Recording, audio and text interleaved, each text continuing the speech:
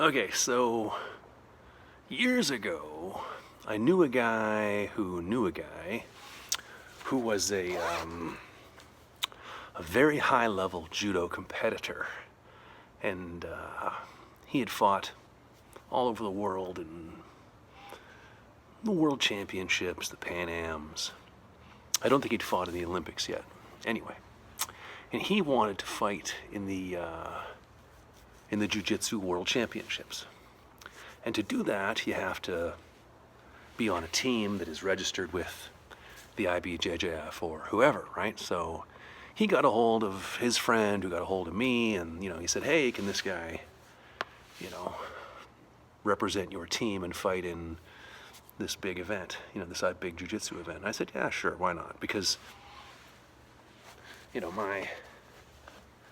my jiu-jitsu is heavily judo influenced, and my judo back in the day was heavily jiu-jitsu influenced, so I was like, yeah, sure.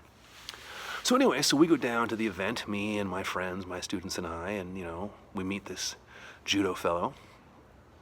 And this was quite a few years ago, as I say, and it was one of those times when, it was at a time when the internet wasn't quite as developed as it is now, and you didn't know who was in your division until you went and saw the printout like on the wall of the gymnasium, right? So anyway, me and the rest of us, we all go look at our divisions, and we see who's in our division, who we're fighting maybe, and stuff. And this guy, this judo fellow, he was fighting in the purple belt division because I think he'd dabbled a bit in jiu-jitsu and he'd won a few tournaments in his hometown.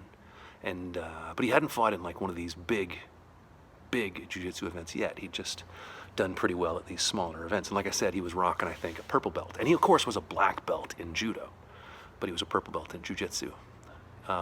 Anyway, he looked at the list of the people in his division, the purple belt, whatever it was, light heavyweight division, and he says to me, "I don't know any of these people.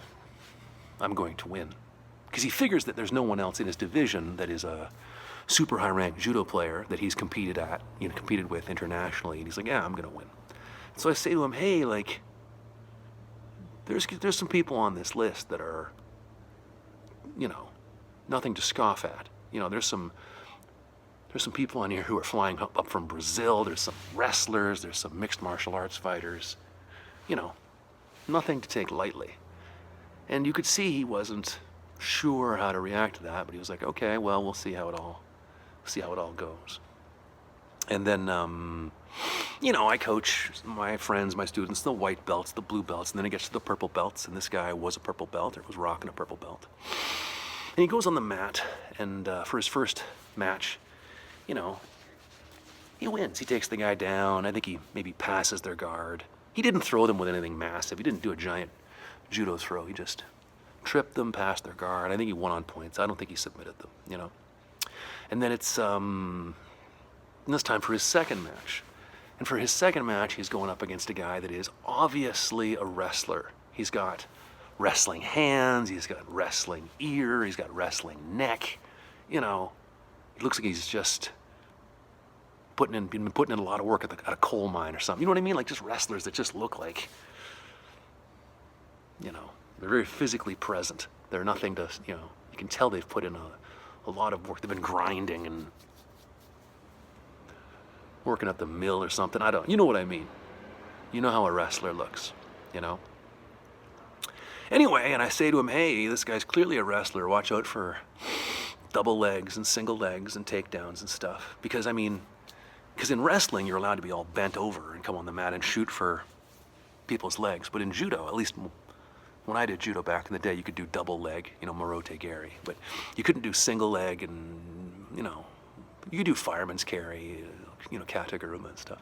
So anyway, my point is that judo encourages you to be much more erect, while wrestling, you're allowed to be all way more bent over. If you bend over in judo, you get penalized for being too defensive. So anyway, whatever. I say to the judo guy, "Watch out for double legs and single legs." And he's like, "Yeah, whatever, okay, fine." He goes on the mat, he walks up the wrestler, he goes to latch onto him with a judo grip, and sure enough, the wrestler just changes levels, gets his leg. I don't know if it's a double leg or a single leg. It was a single leg. And down they go, and the jiu-jitsu referee awards the wrestler guy too, quite rightfully so, it's a takedown. And then it gets weird because the judo guy starts looking over at the referee, and he's like waiting for them to be stood up. Because in judo, you're only on the ground for 5-10 seconds, or maybe a little longer if there's like something happening. But if nothing's really happening, the judo referee will just say, you know, whatever, mate, or, you know, I was going to say parou, but that's Portuguese.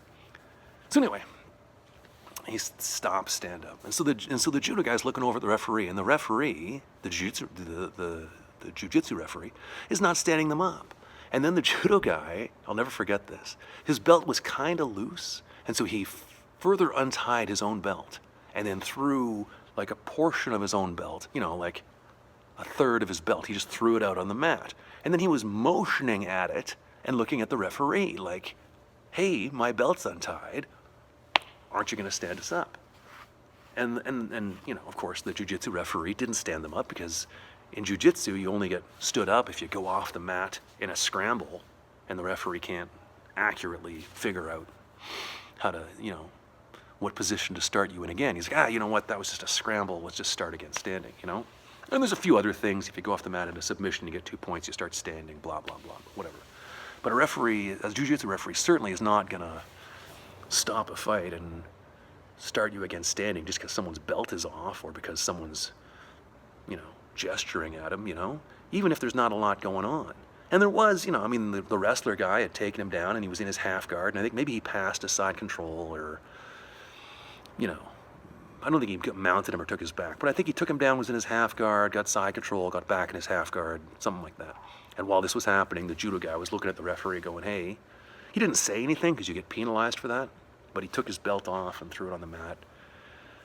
Anyway, and then he ended up losing on points. I think he lost 5-0, you know, 2 for the takedown, 3 for a pass, and then the guy got stuck back in his half guard again and didn't pass again, you know. But then afterwards, he says to me, the judo guy, he says to me, you know, I would have won if the referee had just stood us up. You know, which I thought was extraordinarily weird, because, you know, he didn't lose because of some mistake the referee made. The referee was not supposed to stand them up. It was, you know, he lost because he got taken down, he got his guard passed. It wasn't because the referee failed to stand them up, you know.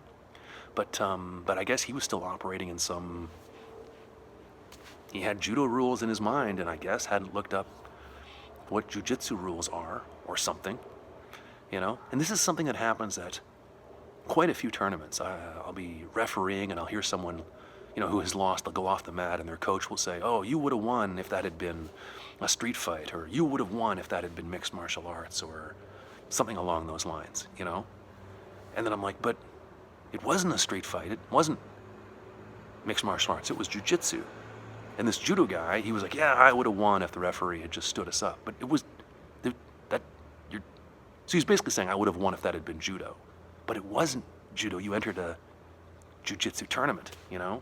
So, for some reason, people like to find imaginary situations in which they would have won, which I find very curious.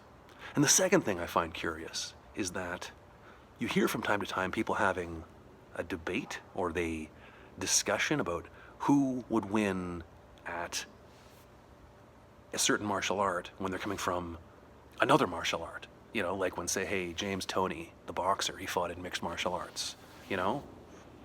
And then surprise, surprise, Randy Couture won because he was a mixed martial artist, you know?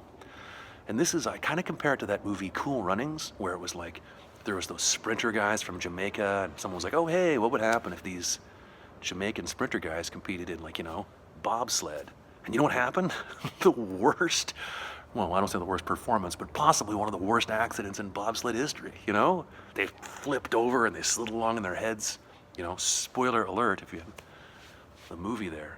But anyway, you hear people say, oh, hey, what would happen if a high-level judo player competed at a high-level jiu-jitsu tournament? Well, that's what this story is about. He didn't win. He lost to the wrestler. And the wrestler, coincidentally, if someone says, oh, what would happen if a high-level wrestler fought in a high-level jiu-jitsu event, he ended up losing to a jiu-jitsu guy. So here's one. Newsflash, you know who wins at the jiu-jitsu tournament? The high-level jiu-jitsu guy. And if those three guys, if the wrestler and the jiu-jitsu guy and the judo guy, if they had fought in wrestling, you know who'd win? The wrestler. And if those three guys, the judo guy, the wrestler, the jiu-jitsu guy, if they'd fought in judo, you know who'd win? The judo player, you know? And I've also seen very high-level judo players compete at somewhat low-level jiu-jitsu events. And of course, they win, they clean up, you know? I was reffing at one a few months ago where a guy that was in the Olympics, there was some event where they're putting, you know, it's worth 500. He shows up and takes the $500. He throws everybody and submits everybody. He was in the frickin' Olympics. But if that same guy went to, like, the Jiu-Jitsu World Championships, he's not gonna win. You know who's gonna win? The Jiu-Jitsu guy who's putting in the same hours and whatever, but knows the rules and knows the sport, et cetera, et cetera, et cetera. So anyway, that's my story about the time I saw a very high-level judo player, who I think went on later to compete in the Olympics in judo, by the way. Anyway, I saw him compete in the Jiu-Jitsu World Championships.